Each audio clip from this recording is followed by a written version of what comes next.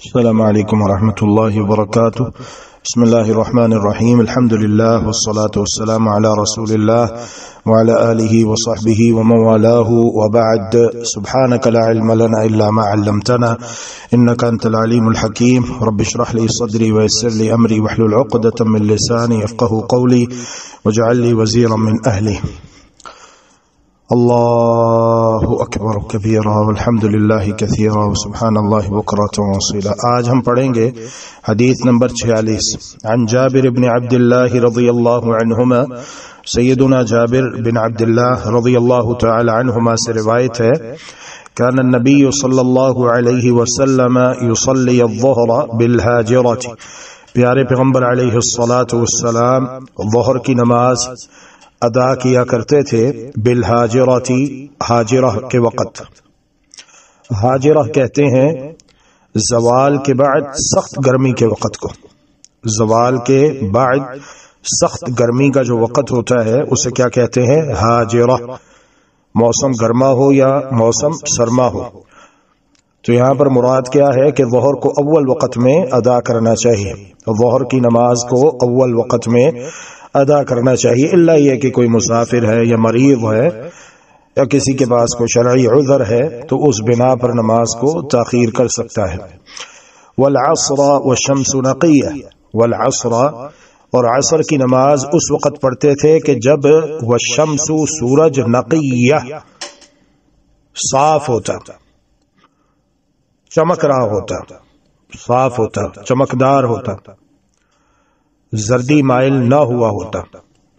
یہاں پر بھی یہی معنی مراد ہے کہ نماز اول وقت پر پڑھنی چاہیے۔ والمغرب اذا وجبت، اور مغرب کی نماز اذا وجبت، جب واجب ہو جائے۔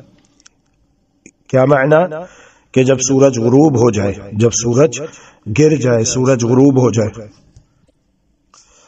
والعشاء احیانا واحیانا، اور عشاء کی نماز کبھی جلدی اور کبھی تاخیر کے ساتھ، احیانا و احیانا، کبھی جلدی اور کبھی دیر سے۔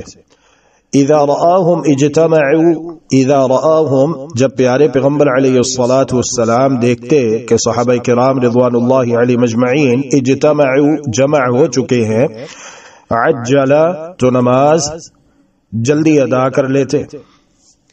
وَإِذَا رَآهُمْ أَبْطَأُوا، اور جب آپ دیکھتے کہ صحابہ بھی آ رہے ہیں، اخرا، تو نماز عشاء کی تاخیر کے ساتھ پڑھاتے۔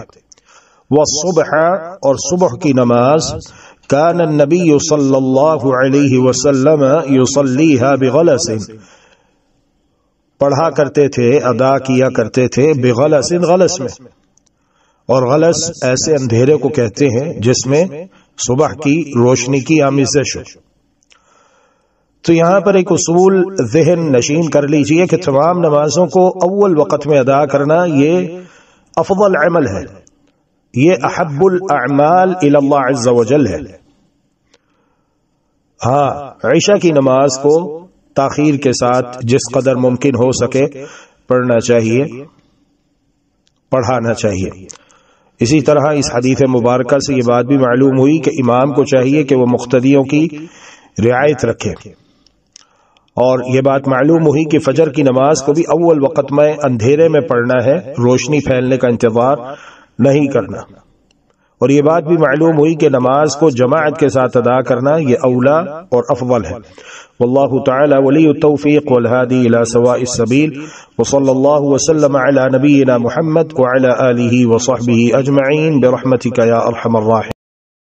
اللهم إنك عفو تحب العفو فاعف عنا، اللهم إنك عفو تحب العفو فاعف عنا، إلهنا فاعف عنا، فاعف عنا يا كريم۔